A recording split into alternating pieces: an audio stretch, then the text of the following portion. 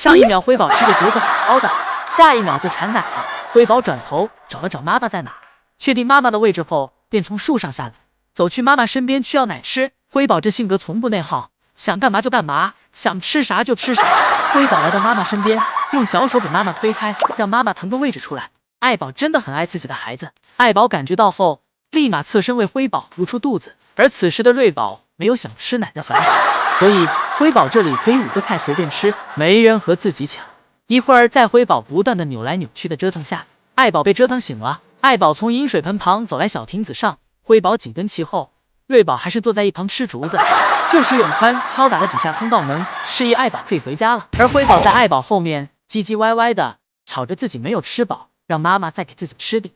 爱宝不管，爱宝要回家，一个躲闪躲开辉宝的骚扰，接着走下了小亭子回了家。而辉宝这里紧跟在后面。瑞宝这时看到妈妈和妹妹会回家了，很快也走了过来，来到小亭子上，从上面一跃而下。瑞宝走过来后，遇到了被关在门外的妹妹，不用猜，肯定是爷爷们又在偷偷喂爱宝小零食，怕姐妹俩抢，所以让姐妹俩在室外多待一会儿，等爱宝吃完后再让姐妹俩进去。姐妹俩从开始的不理解，渐渐开始急躁，在园区四处转来转去。姨母为了缓解姐妹俩的着急，出来给姐妹俩一人投喂了一块胡萝卜。吃到胡萝卜后，姐妹俩又可以在园区多等一会儿了。这次爷爷和姨母没有让姐妹俩等太久，姐妹俩看到通道门重新打开后，立马就跑了进去。让瑞宝抢着从室外回室内的事情，只能是瑞宝想起了床上妈妈的那块胡萝卜。瑞宝直奔小床，钻进妈妈的竹子堆里，就开始翻找。瑞宝目标明确，很快就找到了胡萝卜，转身找了个舒服的位置坐下开吃。但瑞宝刚啃2口，永宽就从门里出来了，绕到瑞宝背后。此时瑞宝已经感觉到了永宽的气息不对，打算起身逃跑，但结果迟了一步被永宽抓住了。瑞宝偷偷给胡萝卜咬断了，给了永宽一半。永宽发现瑞宝嘴里还有一大块，又给其抢了过来。跟瑞宝斗，多少要长个心眼，不然很容易被瑞宝迷惑，亦或是心软。上午爱宝一家在室外园区也很是安逸，爱宝就是忙着四处吃竹子，辉宝还是出门就爬到小亮台上晒太阳，瑞宝则是继续漫无目的的给妈妈当跟屁虫。不过瑞宝也是惬意，看到妈妈吃竹子，自己也拿过一节竹子，将上面的竹叶放在嘴巴里跟妈妈一起吃。妈妈在吃其他竹叶时，瑞宝帮忙给妈妈扶着，眼看妈妈吃完准备换地方了，瑞宝也赶紧跟上。瑞宝急着要去别的地方玩，给自己嘴里塞了满满一嘴的竹子，起身起来了。等爱宝吃完饭准备回家时，瑞宝又赶紧跟上来。不过这次通道门打开后，爱宝没有着急回去。爱宝突然对自己的这个通道门口产生了强烈的感情，在通道门口不断的探来探去。瑞宝好奇妈妈在干嘛，探出头查看，但看半天也没搞懂妈妈的意思。一会儿就连辉宝都从树上下来了。爱宝对通道门口还是依依不舍的。不过辉宝就在爱宝的后面，爱宝前脚刚起来，辉宝就将刚才妈妈在通道门口的标记覆盖成了自己的。爷爷夸赞辉宝现在的体检姿势和妈妈一样标准了，只是小手有点短。爷爷对辉宝表达了认可，但是现在是爱宝的体检时间，爱宝艰难的给辉宝挤到一边，被挤出去的辉宝左顾右盼着，看看还有没有空间自己可以钻过去。辉宝看准了妈妈的下怀，一下就钻了过去。而此时瑞宝这里也很努力，下面的洞再大点，瑞宝都快钻出去了。很快辉宝也凑了过来，2个大小只能塞出嘴巴的地方成了姐妹俩索要小零食的位置。爷爷没让姐妹俩白努力，统一的给姐妹俩个头喂了一块。爱宝测量完血压，轮到乐宝了。从第一天的满身抗拒到现在的泰然自若，乐宝的进步很大。爷爷夸赞乐宝的手臂真是又帅气又壮实，不知道会不会有一天乐宝的手臂会粗壮到伸不出来。给宝家体检完，将爷爷领着圣熙姨母来到了爱宝乐园的银杏树林里，在地上捡着掉落的银杏叶。捡完落叶，爷爷和姨母就立马让爱宝玩上了。爱宝在玩耍落叶时的样子宛如美女沐浴。一会儿辉宝也过来凑热闹，辉宝和妈妈一样深陷其中无法自拔。孩子不想去室外就不去了，但咱别乱啃木头呀，这简直就是饲养照害鼠。老宋头正盯着监控看呢，刚好看到瑞宝这一操作。宋3岁可不想再被挂到网上了。宋3岁拿着小零食来到园区，一边喂着瑞宝，一边对瑞宝讲，不想去室外的话就好好在室内休息吧，但可不要给爷爷挂网上哦，爷爷年纪大了，经不起大风大浪。宋3岁看到瑞宝脸上脏兮兮，又从自己口袋拿出了纸巾给瑞宝擦了擦脸，等瑞宝吃完嘴里的后，宋三岁又接着投喂。爷孙俩在树上亲昵了一番，瑞宝也吃得差不多了，脸上也干干净净了。宋三岁安慰完瑞宝，转身离开。而这时室外的辉宝却听到了宋三岁关门的声音。这时辉宝才想起来，姐姐好像没出来。辉宝这又有活干了，那就是给门刨开，然后给门打开，让姐姐进来。辉宝感觉这个家要是没自己上的这点心，都死。辉宝忙累了，就去到妈妈身边，跟着妈妈吃点竹子，然后再靠在妈妈身上，让妈妈给自己点力量。吃饱后就继续回到通道门口前忙碌。这次辉宝不刨地道了，又改啃门框了，啃了半天，感觉到这样有点费牙，于是辉宝又改成继续刨地道，小手不停地扒。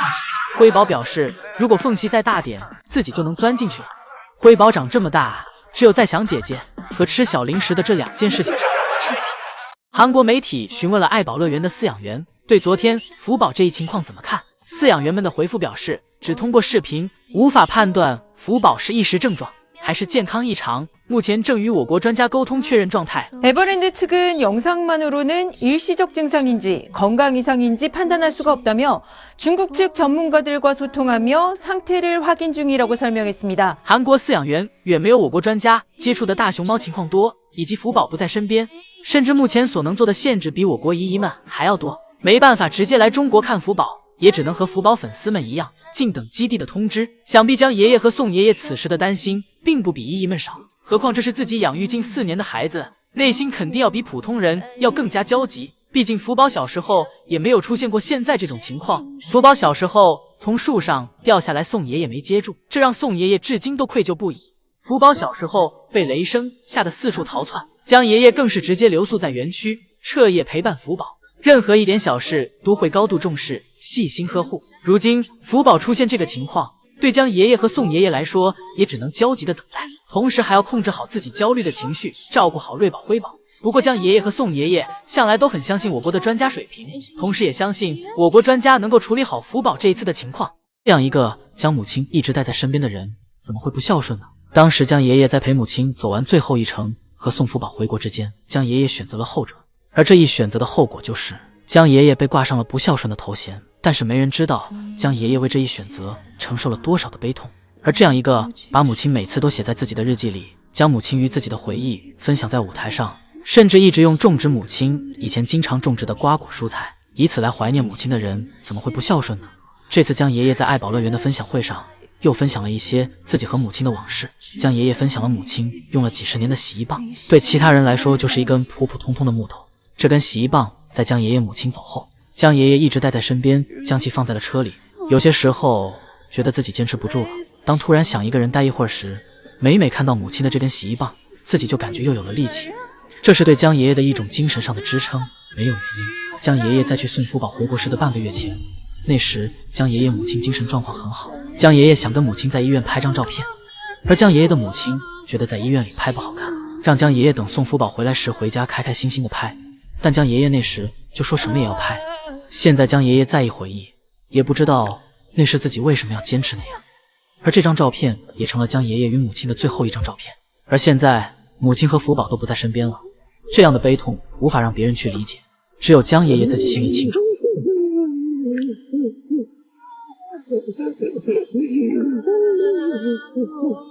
作为全身上下只有羽绒短板的允欢，终于迈出了自己那关键的一步，走出国门来到了中国。今天有基地偶遇了永宽来神树坪，并进行了全程直播。永宽也终于兑现了当初为福宝立下的诺言和自己新年许的愿望。永宽这突然出现在园区，让粉丝们都很是激动，而永宽全程都很是低调，既没有影响其他游客们的正常观看，还一直在热情的和姨姨们打招呼。而永宽身边也只有几位同事朋友，里面有爱宝乐园的园长，几人陪同永宽逛遍了基地。想必永宽一定磨了园长很久，才能让其一起陪同而来。毕竟永宽这中文如果没有个精通且熟悉的人跟着，这3岁的心性保不齐会被陌生人忽悠。但是现在福宝在闭关休养期间，并不在园区，就是不知基地有没有安排永宽去看一眼福宝。永宽看了一圈后，很快便乘车离开了。如果没有看到福宝的话，想必永宽这趟也很遗憾。当初福宝独立时，永宽所体现的不舍，就像是与自己的老朋友即将分开一样，所有的动作与眼神里都充满着不舍的深情，总是想着跟福宝多接触接触。而这趟永宽如果没有见到福宝，心里得是多大的落差。而如果福宝能看到永宽，想必一下就能认出永宽来。从小跟自己对抗到长大的宛如死党一般的人，福宝一定会第一时间冲去拍打着永宽，跟永宽说上一句好久不见。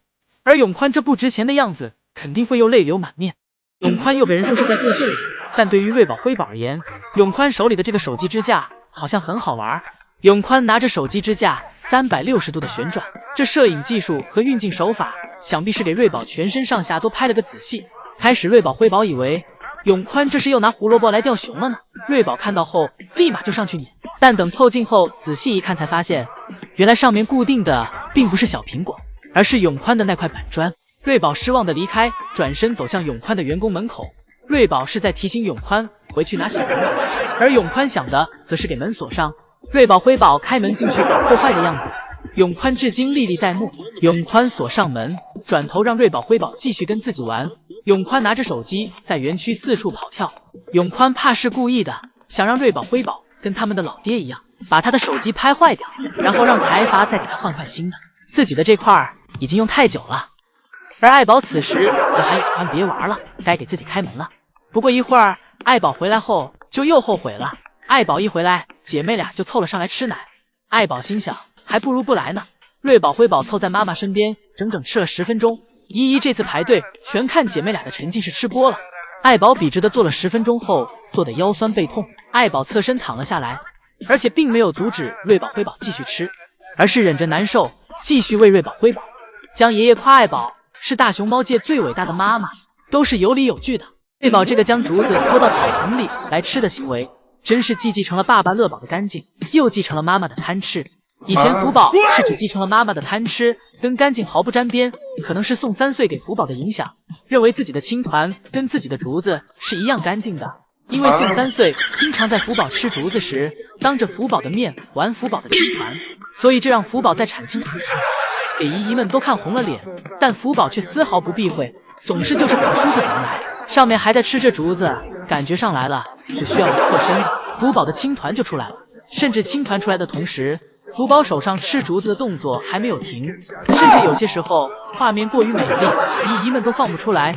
如果说这些都能接受的话，那这出现在门上的青团姨姨们就有点没法理解了。就连宋3岁也没法理解，这到底是怎么上去的？宋3岁抱着打破砂锅问到底的心态去调来了监控，监控中显示半夜一个黑白的身影爬上栅栏，空降2颗炸弹后又从栅栏上下去了。没错，这个黑白身影就是福宝。而瑞宝这里之所以干净且卫生，是因为瑞宝产青团讲究地点与位置。瑞宝吃着竹子，突然想产青团了，瑞宝感觉来不及了，嘴里的竹叶都没来得及吐掉，直接拖着长长的竹子走到了草丛里。定点如厕这个习惯简直不要太可爱，就跟他爸爸总是习惯在他的自动马桶上产青团一样。瑞宝真是爱宝和乐宝优点的结合体。瑞宝今天的风是自己挖的，园区许多没有化完的雪凝结成了冰，这为瑞宝提供了一个天然的游乐场。瑞宝走上前，用爪子轻巧地抠挖着冰块。瑞宝虽小，但小爪子已经很锋利了，轻松从上面抠了一块出来。瑞宝玩雪时，刚好有一架飞机从头顶飞过，瑞宝灵动的小眼睛盯着飞机飞过的方向转动了一圈。瑞宝转动的眼睛充满着轻盈而灵敏的感觉，就像他福宝姐姐的眼睛一样充满着对事物的好奇与生活的热爱和向往。以前爷爷们总说福宝的那双明亮的眼睛能够给人带来好运，而事实也正如这样，福宝出生以来给人带来的幸福感与温暖感一直延续至今。然而福宝在最近状态异常的这几天里，关心福宝的每个人纷纷希望将自己从福宝那里收获的好运与快乐回馈给他，祈愿他早日恢复健康。姨姨们想再次看到福宝那充满着清新而朝气蓬勃的眸子，以及眸子散发出的永不熄灭的光芒，期盼着他能够重返园区，悠闲地啃食竹子，懒洋洋地享受阳光的沐浴。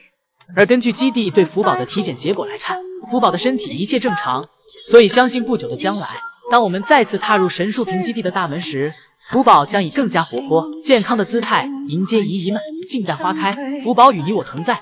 这么多年了，永宽拍照方式一点长进也没有，依旧是强行对脸拍，不过也是越来越疯了，居然让辉宝拿着手机进行拍摄。 이거 들래?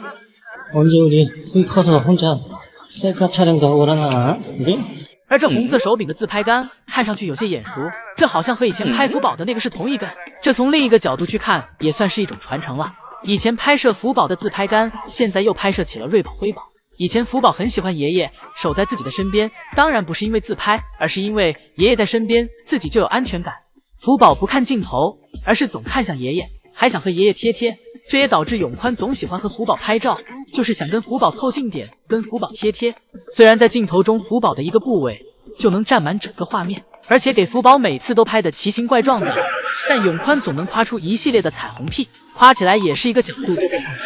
不过这自拍杆至少要比鱼眼相机拍得好看一些。不过有了福宝以前的一些经验，永宽也有所收敛。例如现在公布辉宝的腿长时都是要靠辉宝的感受。以前福宝时一问想知道什么，宋3岁就直接开量，觉得福宝的一切都拿得出手，量完还要表现出夸张的表情，这让福宝对着永宽就喊，是不是有点不礼貌了？宝今天突然着急下班了，看来木架对乐宝来说已经过了留恋期了，也可能是冬天到了，到了大熊猫所喜欢的季节，温度一下来，宝家全体成员都变得活跃了。乐宝转了一圈，发现这时通道门还没打开，乐宝围着园区走了一圈，来到了自己自动马桶上。这是乐宝在园区开发的最有用的工具，青团不会堆积，而且自己还看不到。等乐宝铲完青团，溜达一圈回来，这时刚好通道门也打开了，乐宝走进通道门回了家。而今天上午，瑞宝和辉宝打的配合，直接给将爷爷迷惑了。辉宝在通道门口吸引着爷爷，瑞宝这在小亭子上大口大口啃着妈妈的胡萝卜，这波配合的默契，爷爷根本没发现，此时瑞宝正在啃爱宝的胡萝卜。而辉宝这波也只是无心之举，单纯想跟爷爷玩耍一会儿而已。瑞宝这里大口大口啃着胡萝卜，现在瑞宝的牙齿发育得越来越全，胡萝卜被瑞宝啃了一段时间，明显有在变小。一会儿，瑞宝看到辉宝来了，小眼睛直勾勾地盯着辉宝的动作。瑞宝熟练地将胡萝卜藏进嘴巴里，打算将其带走转移阵地，但是胡萝卜太大，根本藏不住。不过好在辉宝好像没有注意到瑞宝嘴里的胡萝卜，兜兜转转了一圈。辉宝离开小木床，去到了小亭子上。辉宝走了，瑞宝这里又可以放宽心吃了。而爱宝此时正在小亭子上吃竹子，一时半会儿应该也吃不完。就这样，瑞宝今天独自享用了一整块大胡萝卜。是瑞宝辉宝的餐后甜点时间，姐妹俩排排坐好。不过老宋头这时提醒到，姐妹俩现在已经很擅长吃竹子了，再这样吃妈妈的奶就不太合适了。而且现在妈妈的奶水对瑞宝辉宝这个年纪来说已经没有太大功效了。但从另一个角度去看，这对瑞宝辉宝来说，这是与妈妈情感上的巨大帮助。姐妹俩一直吃到奶水没有了才停下来，刚好爱宝这时也喂烦了，起身给瑞宝辉宝推开。宋爷爷讲到，姐妹俩吃完奶水仍是意犹未尽的样子，但其实瑞宝辉宝只是不想上班，不想出门。不过最后还是被爷爷哄骗出来了。此时爱宝已经走去室外等瑞宝辉宝了，瑞宝辉宝则在后面磨磨蹭蹭的。如果爷爷不在身边一直哄着，瑞宝辉宝是不会去室外的。宋爷爷眼看瑞宝打算爬上小亭子，立马跑过去转移瑞宝注意力。因为瑞宝爬上树后就不想出门的习惯，已经给宋爷爷搞怕了。一步一哄，一步一鼓励，因为宋爷爷一停，姐妹俩就会停下来。经过宋爷爷的不断努力，瑞宝辉宝总算出来了。宋爷爷每天的工作就是思考怎么给瑞宝辉宝带出门，然后再思考怎么给瑞宝辉宝带回家。到了晚上下班，这次瑞宝辉宝还不算太令爷爷头痛，头痛的是他们的爸爸乐宝吃南川宝上瘾。照这个进度下去，乐宝园区的南川宝们肯定扛不过这个冬天。不过乐宝园区还有芋头，就是不知道有没有到收获的季节，乐宝可以挖出来看看。吃完南川宝再吃芋头，反正宋爷爷不会头痛，因为这些都是将爷爷种的。不管宋爷爷的事儿，给宝家全部带回家后，宋爷爷开始给姐妹俩喂奶，边玩边吃，家庭氛围很是浓厚。姐妹俩这2天就指着这一碗盆盆奶保持体力了。现在的室外，有趣的姐妹俩根本来不及吃饭。现在姐妹俩每天的档期排得都很满，需要出门到室外园区晒太阳。这里的瑞宝辉宝根本没有时间吃东西。面对这崭新的园区地图，姐妹俩需要不断的去探寻。瑞宝这里现在已经知道饮水盆在哪了，以后渴了不会找不到地方。辉宝这里还处于熟悉和小心试探阶段，每天早上出门都是小心翼翼的，有点落后于瑞宝。当辉宝给地图开发到小亭子上时，瑞宝已经将地图开发到树顶了。将爷爷看到瑞宝这模样，开心的笑出声。将爷爷就喜欢看姐妹俩爬树，虽然有时爬上去下不来，爷爷也很头疼，但是瑞宝辉宝爬树的过程是快乐的。这对爷爷来说就足够了。瑞宝不仅能够爬树，还能灵活下树。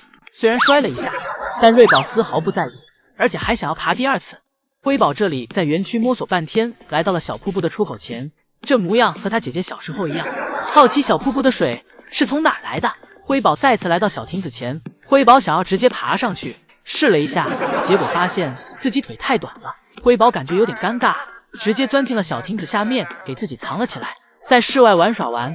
这时姐妹俩需要改第二个场地了，那就是室内园区。经过饲养员们的改造，现在室内园区和室外园区一样好玩。这满满一床的竹屑，虽然没让瑞宝、辉宝感觉到快乐，但爱宝这里一整个陶醉了。姐妹俩就这样室内室外园区来回玩耍，根本没空吃饭。辉宝这里玩耍了一天，玩得太累了，累到不想动。下班是被爷爷推下楼梯的。辉宝这两劲儿，看上去是想被爷爷直接滑到房间。等姐妹俩回到房间后，这才有时间吃点东西。宝这里的一家三口，今天谁也没有给爷爷添麻烦，但爷爷却反给瑞宝、辉宝添麻烦。宝家的熊和宝家的饲养员真是轮番给对方整活。就在瑞宝将要进入通道里时，门突然关上了，辉宝紧跟其后。面对突然关上的门，姐妹俩一脸茫然。辉宝走上前，不断用小手扒拉着爷爷的门。瑞宝小手放在辉宝身上，安抚了一下辉宝，让辉宝不要害怕，表示有姐姐在。今天的室外太阳很大，辉宝一出门就开始跟姨姨们开粉丝见面会，努力营业。为了让姨姨们不要争宠，所以辉宝便给场外每个角落的姨姨都宠到位了。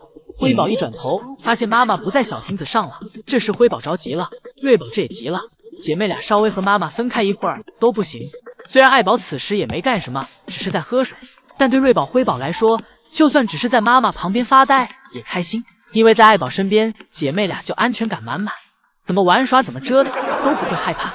而爱宝的放松程度似乎根本没给瑞宝、辉宝放心上，不然怎么爱宝回家时都没发现自己的孩子没跟上我。姐妹俩确认妈妈不会再突然离开后，姐妹俩又开始放心的探索园区了，因为瑞宝、辉宝知道妈妈一旦吃起竹子来不会轻易换地方。姐妹俩一起摸索到了泳池里，这还是姐妹俩第一次一起泡澡。瑞宝的大长腿在水中尽显优势，泡完澡后，瑞宝站在石头上给自己甩了甩皮套里的水，刚好爱宝这时也吃饱了。爱宝带着他这俩小跟班往家走去，姐妹俩回家路上还不忘再折腾一番。由于姐妹俩在后面磨磨蹭蹭走到通道门时，门就已经关上了，里面这时一定是老宋头，因为只有老宋头才能干得出这么幼稚的事情。老宋头也害怕姐妹俩产生小情绪，没一会儿就给通道门再次打开了。不带娃的爱宝一整个舒服到四仰八叉，爱宝不回家带娃，就想趴在这雪地上好好睡一觉。爱宝这么可爱，不带娃也罢，让俩老头多带一份就是了。瑞宝、辉宝虽然没去室外，但在室内也很是享受。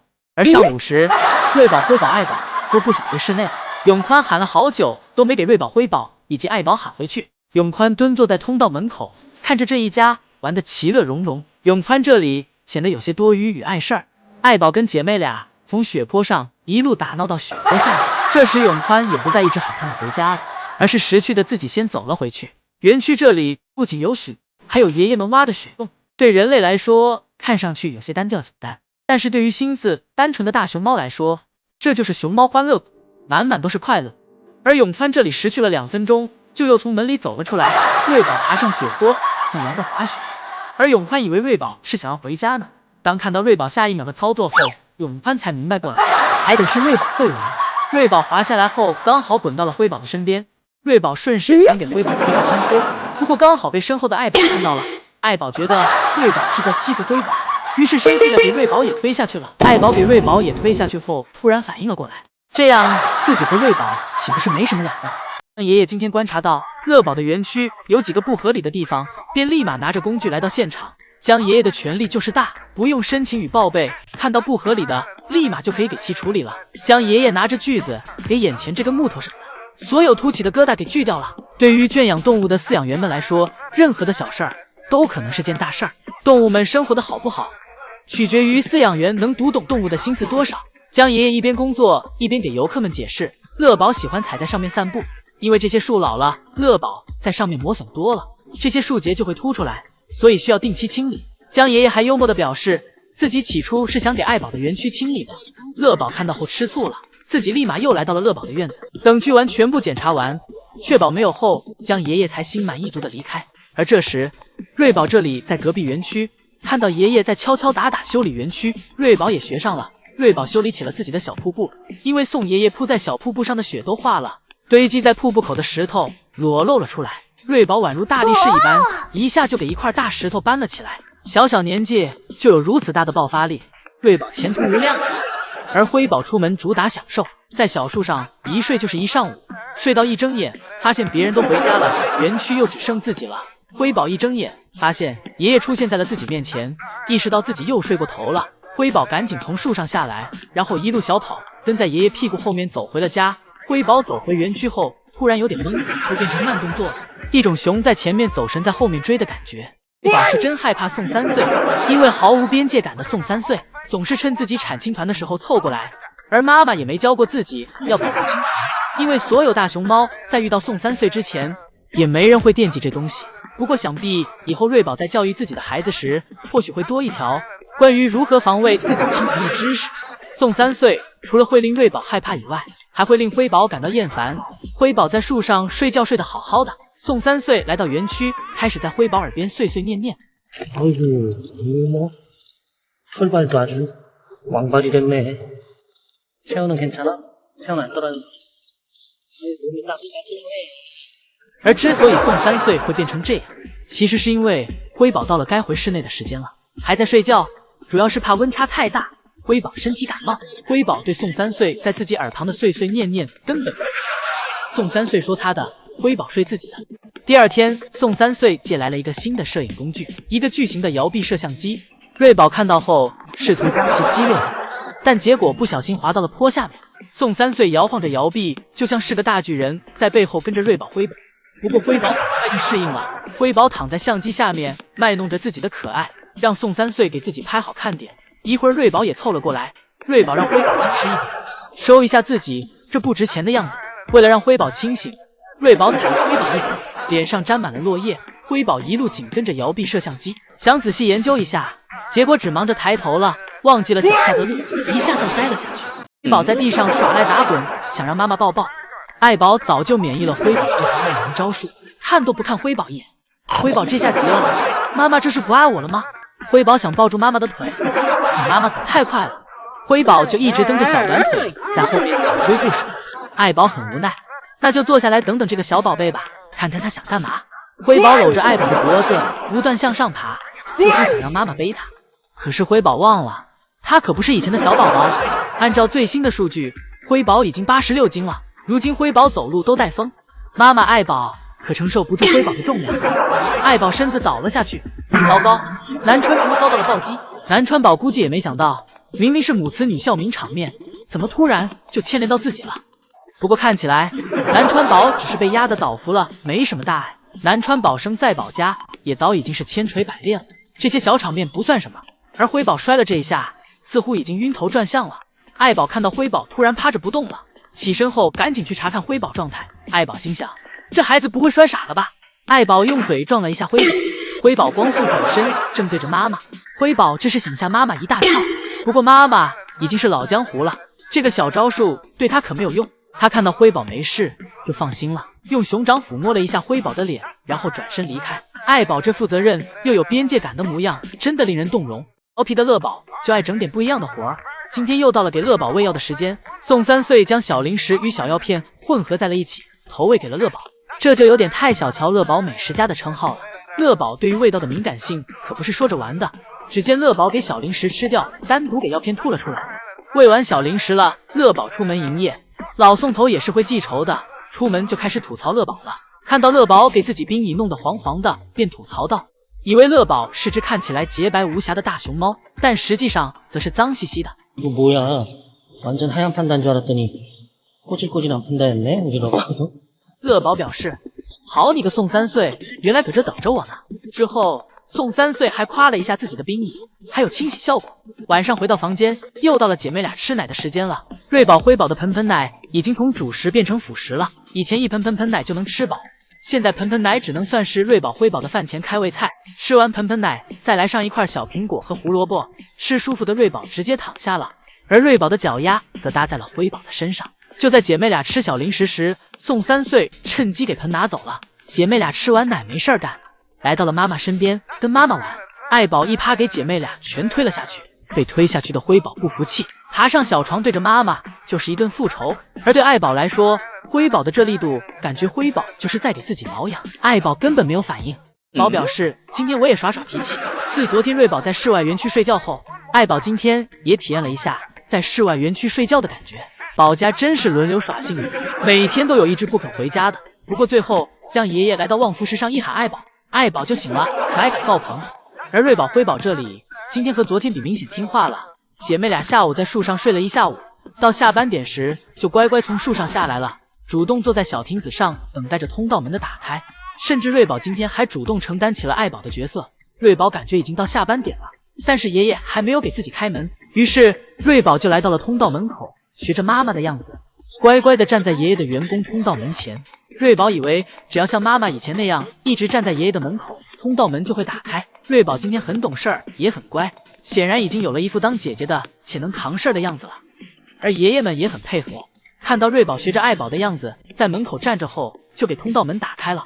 辉宝在看到通道门打开后，还等了等姐姐，等姐姐过来后，姐妹俩一起回的家。